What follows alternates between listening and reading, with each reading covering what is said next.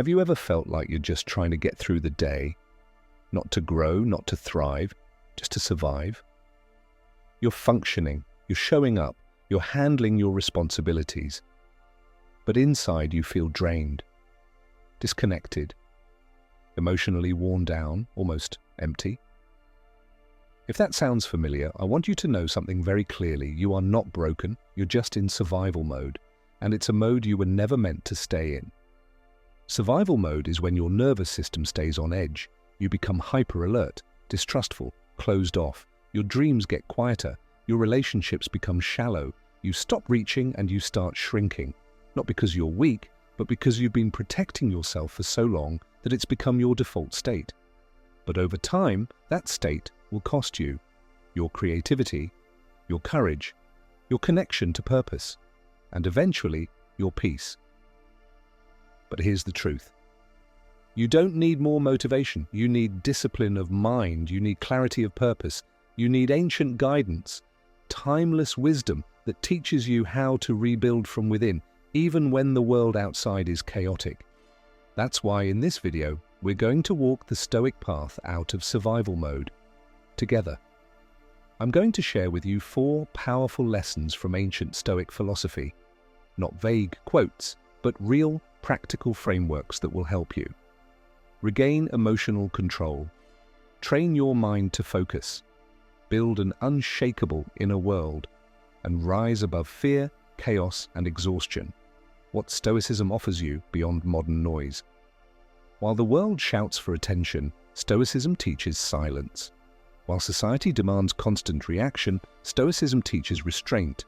Where most philosophies ask you to change the world, Stoicism teaches you how to master yourself. This path isn't about detachment, it's about discipline. It's not about being emotionless, it's about becoming emotionally strong. It's about knowing that no matter what's happening around you, you are not powerless. You just need to remember who you are beneath the noise. So take a deep breath. Let this be the moment you stop surviving and start building again. Let this be the beginning of your return, not to the man you used to be, but to the man you were always meant to become. Calm, clear, unshakable. Because true power isn't loud, it's quiet, it's patient, it's forged through wisdom. Before we dive into Chapter 1, take a moment to like this video, subscribe, and share it with someone who might need it. And if anything in this message already speaks to you, even just one sentence, drop a quick comment below. It could be a word, an emoji, a sentence, something simple. You never know who might see it and feel a little less alone. Now let's begin. Chapter 1. Control your response. Reclaim your power. Have you ever been in a situation where everything around you was falling apart, but the real battle was happening inside your mind? That moment where someone disrespects you, or when life throws another problem on top of the last one, or when someone you trusted disappoints you again. Your heart races, your thoughts spiral, you feel your emotions rising, fast, sharp, uncontrollable. That's the tipping point. And what you do next determines everything. 1. The core of Stoicism. You don't control events. You control your response. The ancient Stoic Epictetus taught this foundational truth. It's not what happens to you, but how you react to it that matters. You may not control the traffic. You may not control the betrayal. You may not control the economy, the illness, or the injustice, but you do control your response. And that is the beginning of power. See, most people live like a leaf in the wind. They are blown by emotions, news, opinions, and fear. But a Stoic man becomes like a rooted tree. Storms come, and he bends, but he does not break. Why? Because he doesn't give power to external chaos. He centers himself in internal clarity. 2. The automatic reaction versus the chosen response. Let's break this down. There's a split second between what happens and how you respond. In that moment, you have 2 options. 1. React impulsively, emotionally, unconsciously. 2. Respond with clarity, intention, and calm. Most people never train themselves to pause. They let anger speak. They let insecurity lash out. They let fear run the show. But a man who walks the Stoic path develops mental muscle, the ability to pause, breathe, and choose how to respond. That pause is power. That pause is where you reclaim control of your life. 3. Practicing the pause, a tool of the strong. Here's a simple exercise inspired by Marcus Aurelius. Next time you feel triggered, stop. Literally pause. Breathe in deeply. Ask yourself, is this emotion useful right now? Will reacting help me or hurt me? What would my highest self do in this moment? This is not weakness. This is command. It takes far more strength to stay calm than to explode, far more masculinity to be measured than to be reckless. You become like a warrior in stillness, keen, dangerous, but disciplined. 4. Responding doesn't mean tolerating. Now let's be clear, controlling your response doesn't mean tolerating disrespect, abuse, or injustice. It means you don't let rage make your decisions for you. It means you act rather than react. It means you speak with strength, not spite. You walk away when needed, with dignity, not drama. You confront with calm power, not chaos. Stoicism isn't passivity, it's strategic control, the kind of control that makes kings, not victims. 5. Modern survival mode. Why this skill is crucial today. Now, why does this matter for men in survival mode? Because when you're in that state, everything feels personal. Every delay feels like an attack. Every challenge feels like a threat. Your nervous system is overworked. Your patience is gone. Your reactions are loud, but your clarity is silent. When you learn to control your response, you pull yourself out of that mental prison. You don't just survive anymore, you lead. You begin to move through the world with direction, not desperation. You become a man people trust because you trust yourself. 6. Historical proof. Marcus Aurelius in the fire. Let's go back to Rome. Marcus Aurelius, the Stoic emperor, faced betrayal, war, plague, and immense pressure.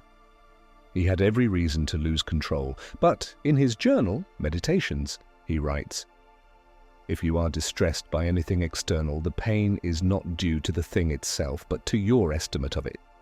And this you have the power to revoke at any moment." He understood something most modern men forget. The world will never be calm, so you must be. He practiced the pause. He trained his mind. And even when Rome burned, his soul didn't. 7. Your first fortress wall. Emotional self-control. Let this be your first step out of survival mode.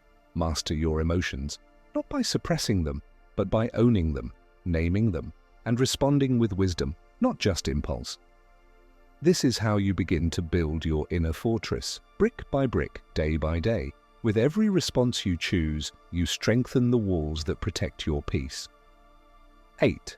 Start here. So here's your challenge. Today, pause once, just once. When you're frustrated, when you're triggered, when you feel like lashing out, stop, breathe, choose your response like a king, not a slave to emotion, because every you do, you take your power back, and that's how survival ends, and self-mastery begins. Comment. Prompt. Have you ever been ruled by emotion when you should have paused? Chapter 2. Reclaim the present moment, where your true power lives. Have you ever been in a room physically, but mentally you were miles away? Maybe thinking about the mistake you made last week, or stressing about something that hasn't even happened yet. Caught in the past or obsessed with the future, you couldn't focus. You couldn't breathe. You weren't present, and it cost you peace. Here's a truth most men don't realize until they've already burned out. Survival mode is time traveling. It drags you backward with regret and throws you forward with anxiety, but never lets you settle into the only moment that truly exists. Now. 1. The Stoic secret. Presence is power. The Stoic philosophers knew something we've forgotten. We suffer more in imagination than in reality. Seneca. Think about that. It's not the event itself that destroys you. It's your replaying of it.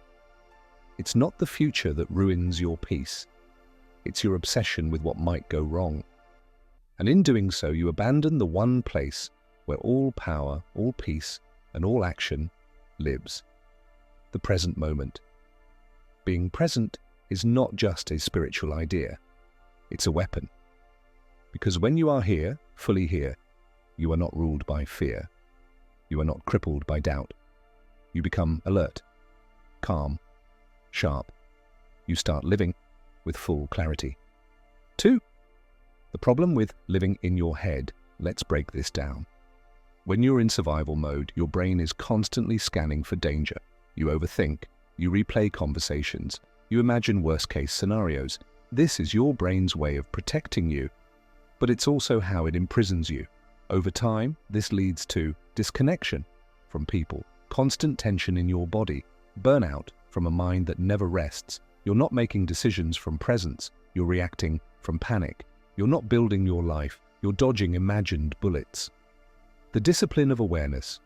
Marcus Aurelius wrote in Meditations, "Confine yourself to the present."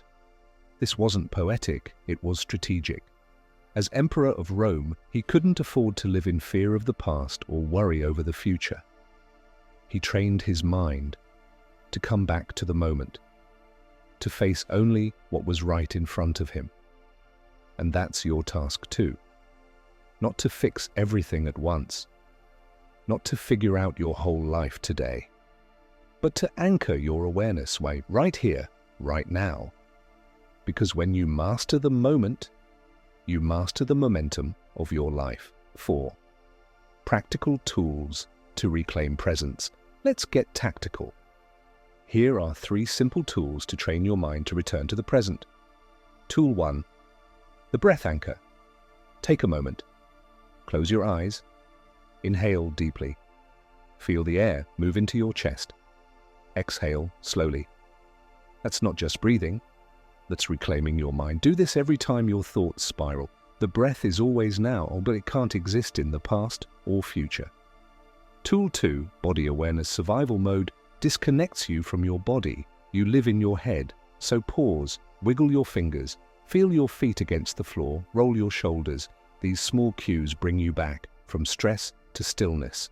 Tool 3, what's real right now? Ask yourself this when anxiety hits.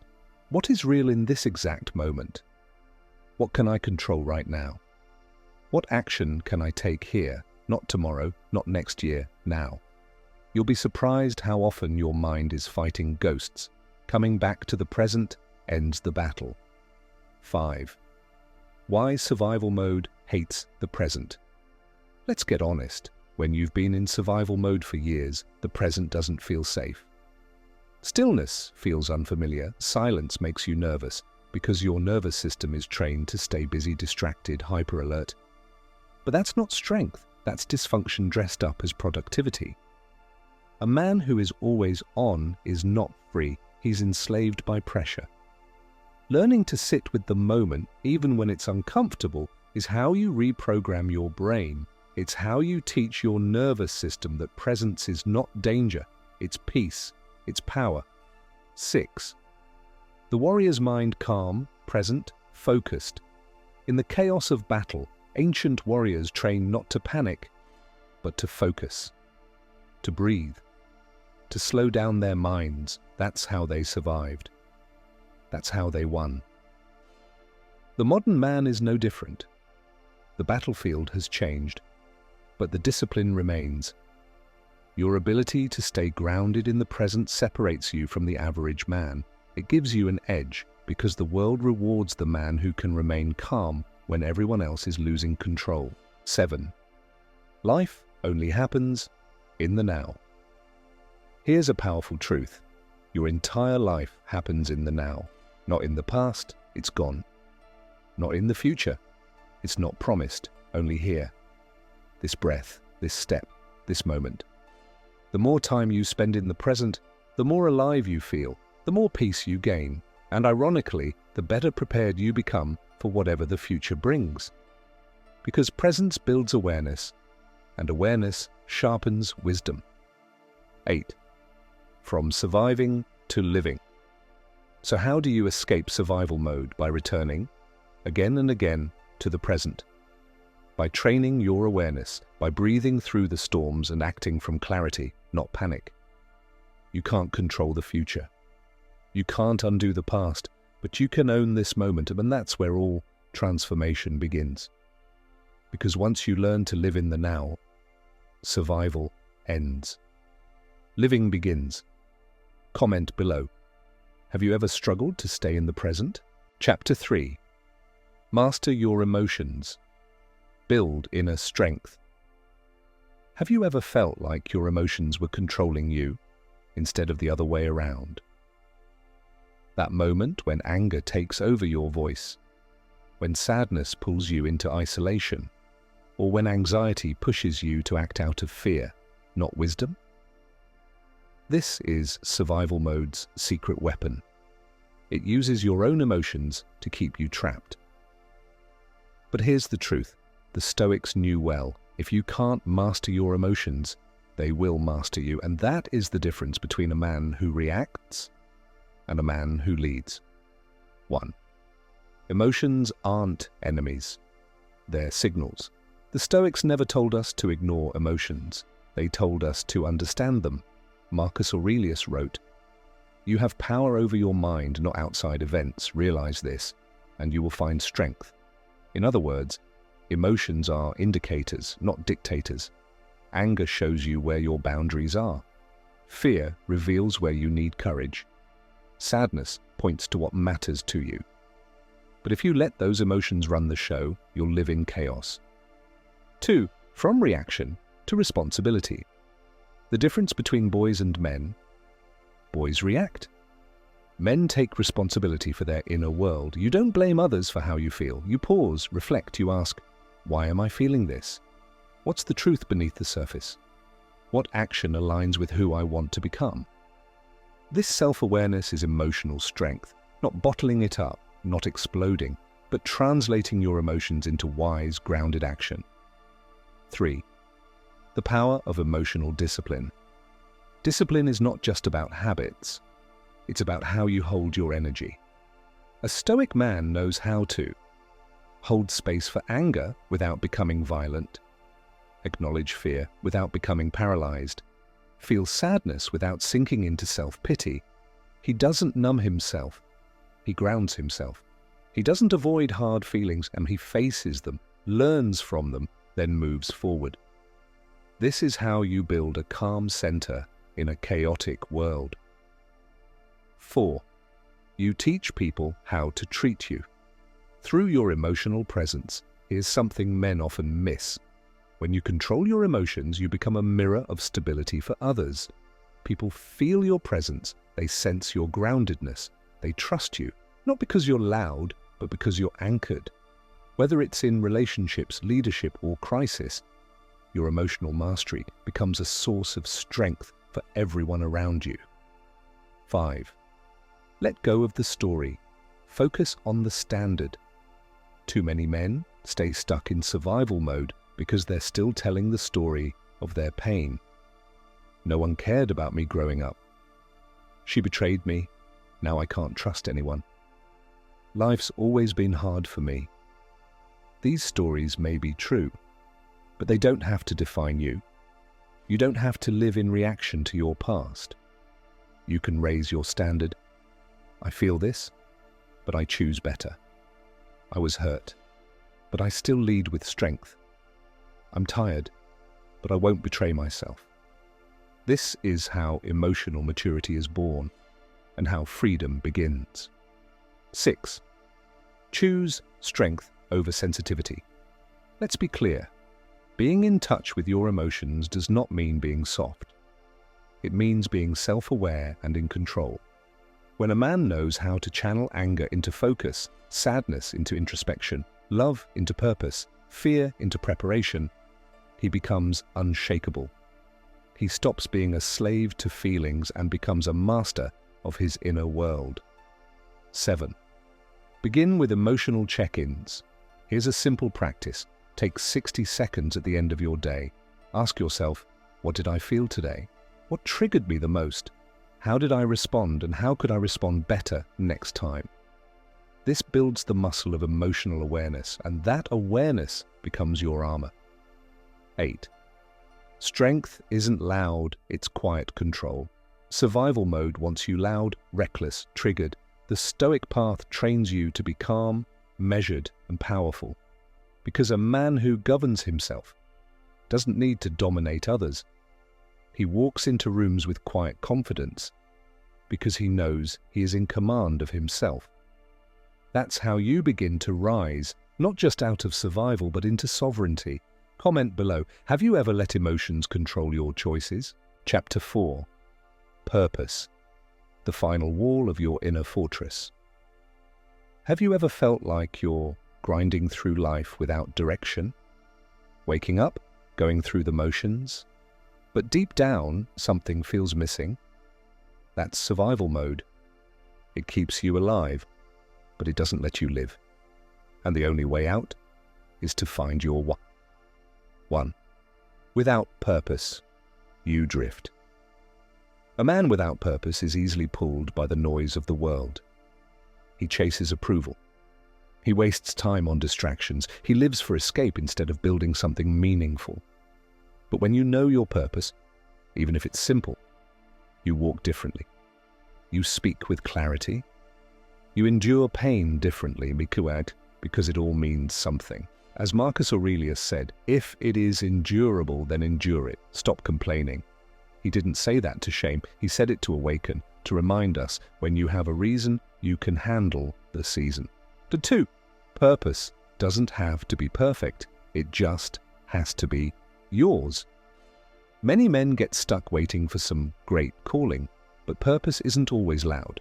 It might be protecting your family, becoming mentally strong, building a better future for your children, or becoming a man you respect in the mirror. The key is this: make it personal, make it real, make it non-negotiable. 3. Let purpose guide your discipline. When you know your why, your discipline sharpens. You stop needing motivation because your mission fuels you. You train your body not just for looks, but for war. You develop your mind not just to impress, but to lead. You heal emotionally not just to feel better, but to move forward without baggage. Purpose makes your life intentional. 4. Rebuilding your fortress from the inside out. Let's recap. To rise out of survival mode, you must calm the mind, Chapter 1. Return to presence, Chapter 2. Master your emotions, Chapter 3. And now, build your purpose, Chapter 4. When those 4 walls are in place, you're no longer just surviving. You're thriving. You're leading. You're living with power. And when storms come, as they always will, your inner fortress stands unshaken. Comment below. Have you found your purpose yet?